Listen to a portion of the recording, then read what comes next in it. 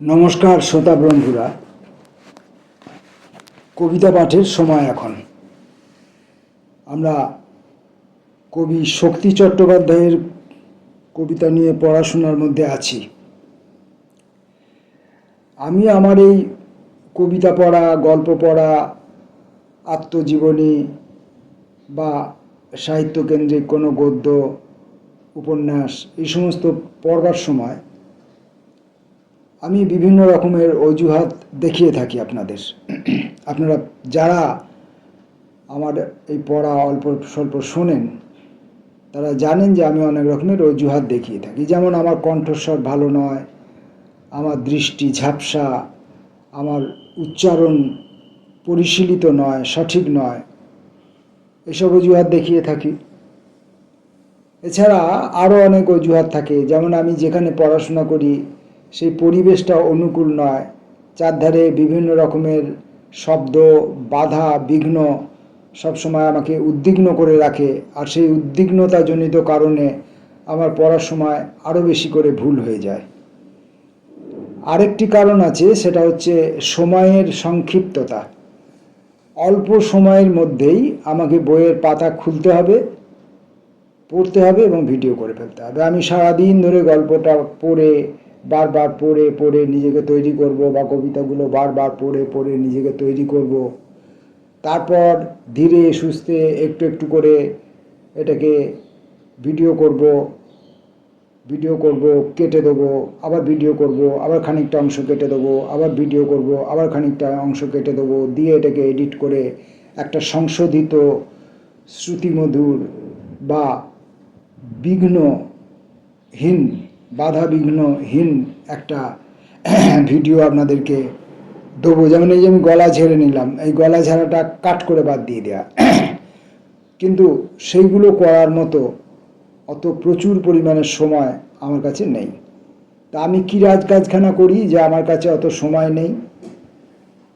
আমি যখন ভিডিও করতে এসছি তখন ভিডিও করবার যে নিয়মগুলো সেগুলো তো আমাকে অনুসরণ করতে হবে।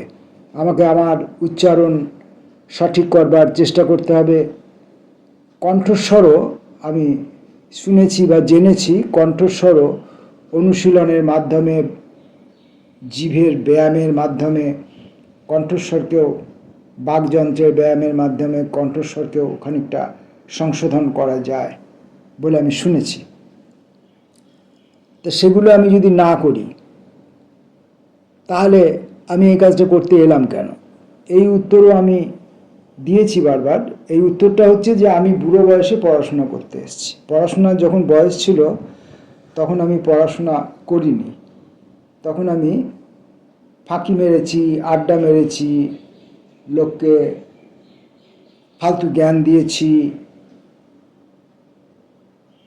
আমার একটা নিজের জগৎ, একটা ভুবন গড়ে তোলবার চেষ্টা করেছি আমার এই নুলো ঠুঁটো হাত দিয়ে। তখন বুঝিনি তো যে আমার হাতগুলো নুলো, আমার হাতগুলো ঠুঁটো।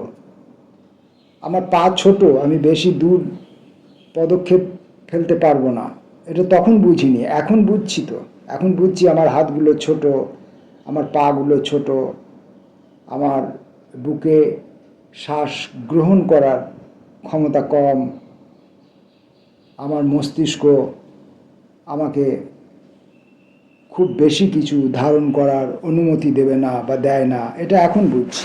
যাবে তো যাই হোক, প্রতিদিন আমি যখন কবিতা পড়ি এইসব বিবিধ অজুহাতের কারণে আমার পাঠে অনেক বাধা বিঘ্ন এসে যায়, এবং পাঠটা আমার ঠিক যখন আমি পড়ছি কবিতাটা পড়ার সময়ই মনের মধ্যে একটা ভালো না লাগা কাজ করে। তো সেই জন্য আজকে আমি প্রথমেই কবিতাটা পড়ে নেব। শক্তি চট্টোপাধ্যায়ের কবিতা নীল ভালোবাসায়। আমি সোনার একটি মাছি খুন করেছি রাত দুপুরে। তাকে বাঁচাতে চেয়েছিলাম আধার সমুদ্রে নৌকা যেমনভাবে বেঁচে ফিরত, তাকে বাঁচাতে চেয়েছিলাম। আমি একটি সোনার মাছি খুন করেছি রাত দুপুরে। হঠাৎ ছুরি দৌড়ে এলো, হাতের মুঠো জব্দ করে আধারে চালাতে বলল। যেমনভাবে মারে বৈঠা সুখে ওপার হেঁকে বলছে দুঃখ মোচন করতে এসো। আমার পদ্মদিঘির কাছে শান বাঁধানো ঘাটটি আছে, সেখানে কেউ কাপড় কাচে, দুঃখ গ্লানি তুচ্ছ হলো। নেশা আমার লাগলো চোখে, কে তুই মাছি দুঃখদায়ক? আমাকে বাঁধনে বেঁধে ফেলে রেখেছিস তোর কোঠরে। হেঁটোয় কাটা, ওপরে কাঁটা, এই কি দীর্ঘ জীবনযাপন? এই রোমাঞ্চকর যামিনী, হায় মাছি তুই সোনার বরণ।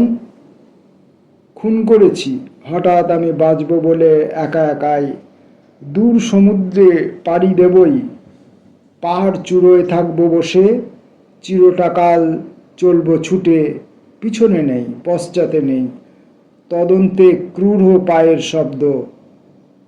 ওরা আমায় ছেড়ে দিয়েছে, ছেড়ে দিয়েছে বলেই আমি সোনার মাছি জড়িয়ে আছি।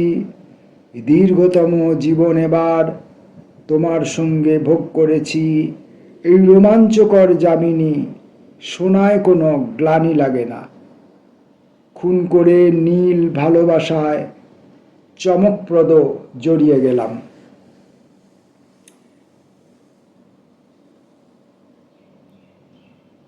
রীতি ছন্দ মেনটেন করে যে পড়াশোনা, কবিতা পড়া, সেইটে আমার ঠিক ভালো লাগে না। আমার মনে হয় কবিতার ভেতরে ঢুকি, লাইনগুলোর মধ্যে কবি কি বলতে চেয়েছেন, কি আঁকতে চেয়েছেন, কি উপলব্ধি করেছেন, সেটাকে বোঝার চেষ্টা করি। ওই বোঝবার মতো চেষ্টা করে করে আমি পড়ি, আর সেই পড়াটাতে আমি একটু ওই জ্যোতিচিহ্ন পাংচুয়েশন ব্যবহারকে একটু গুরুত্ব দিয়ে থাকি।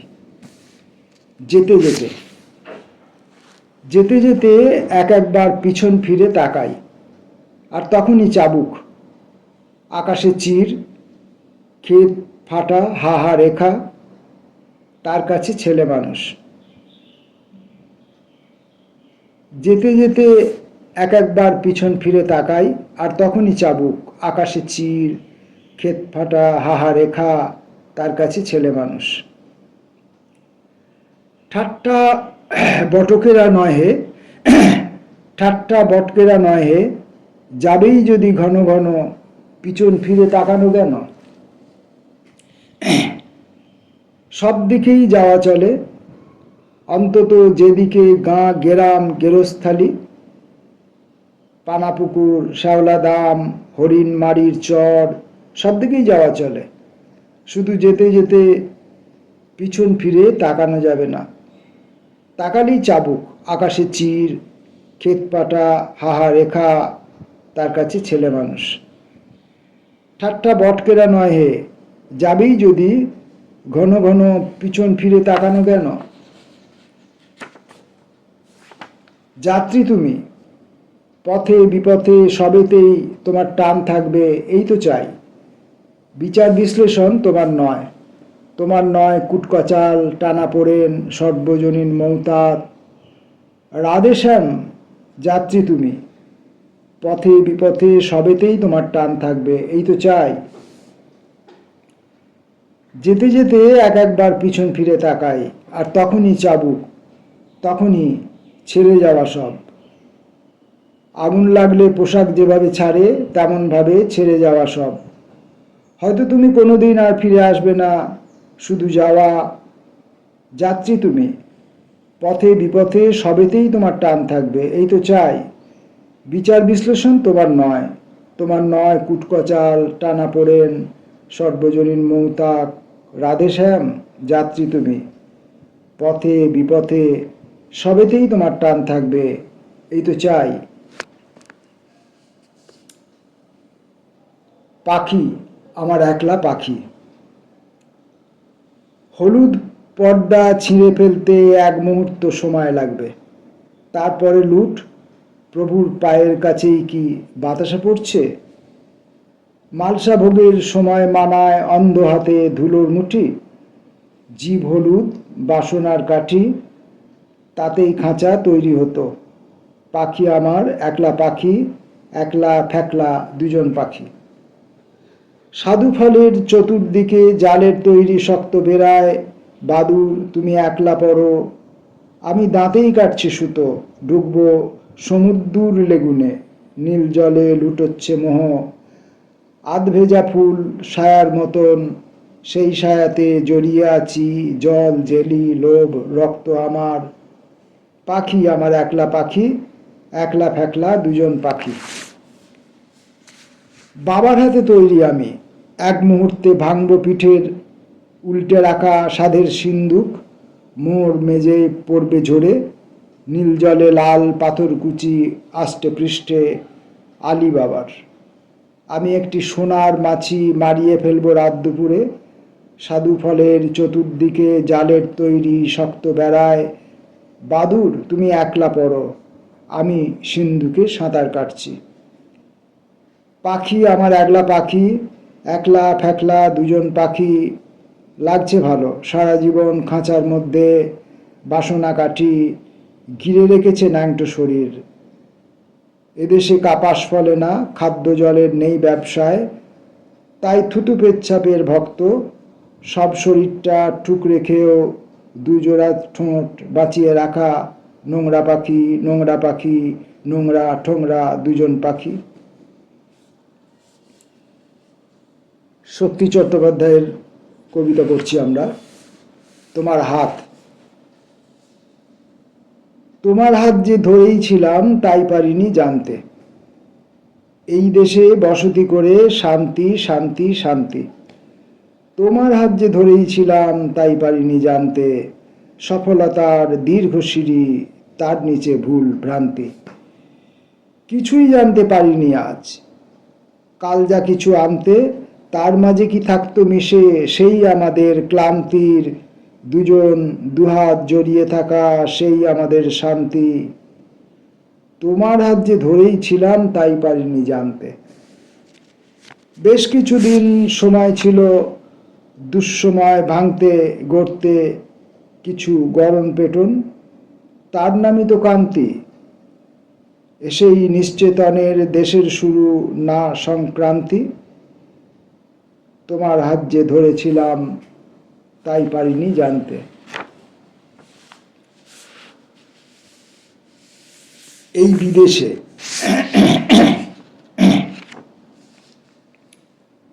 এই বিদেশে সবই মানায়। পা চাপা প্যান্ট, জংলা জামা, ধোপদুরস্ত গলার রুমাল, সঙ্গে থাকলে অশ্বত্থামা, এই বিদেশে সবই মানায়। ব্রায়ার পাইপ, তীক্ষ্ণ জুতো, নাকের গোড়ায় কামড়ে বসা কালো কাচে রোদের ছুতো, এই বিদেশে সবই মানায়। কিন্তু তোমার তালছড়িটা, মেঘে মেদুর সেই যে বক্ষে বাস্তুভিটা, যেখান থেকে বাকি জীবন করবে শুরু বলেই এলে, সেইখানে আজ অভয় পেলে, এই বিদেশে সবই মানায়। শক্তি চট্টোপাধ্যায়ের কবিতা পাঠের এই সময় আজকের শেষ কবিতাটির নাম সে বড় সুখের সময় নয়, সে বড় আনন্দের সময় নয়, যেমন এখন চলছে আমাদের। পা থেকে মাথা পর্যন্ত টলমল করে, দেয়ালে দেয়ালে কার্নিশে কার্নিশে, ফুটপাত বদল হয় মধ্যরাতে। বাড়ি ফেরার সময় বাড়ির ভেতর বাড়ি, পায়ের ভেতর পা, বুকের ভেতর বুক, আর কিছু নয়, আরো অনেক কিছু। তারও আগে পা থেকে মাথা পর্যন্ত টলমল করে, দেয়ালে দেয়াল, কার্নিশে কার্নিশে, ফুটপাত বদল হয় মধ্যরাতে। বাড়ি ফেরার সময় বাড়ির ভেতর বাড়ি, পায়ের ভিতর পা, বুকের ভেতর বুক, আর কিছু নয়। হ্যান্ডস আপ, হাত তুলে ধরো, যতক্ষণ পর্যন্ত না কেউ তোমাকে তুলে নিয়ে যায়।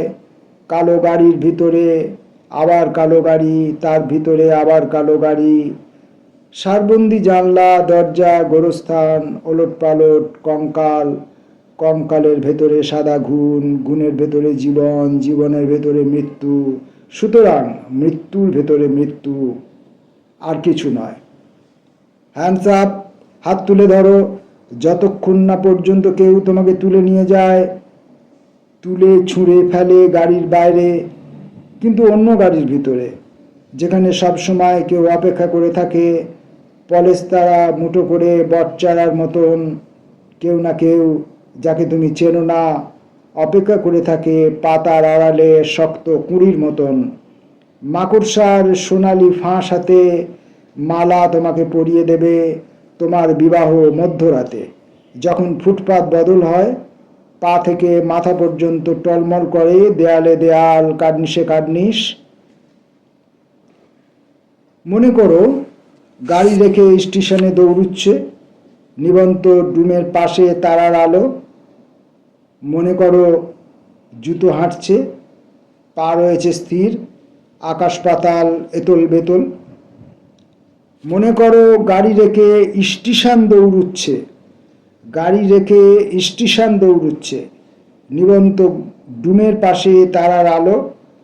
মনে করো জুতো হাঁটছে, পা রয়েছে স্থির, আকাশ পাতাল এতল বেতল।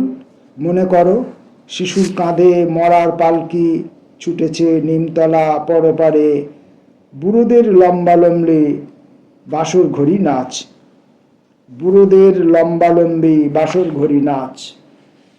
সে বড় সুখের সময় নয়, সে বড় আনন্দের সময় নয়।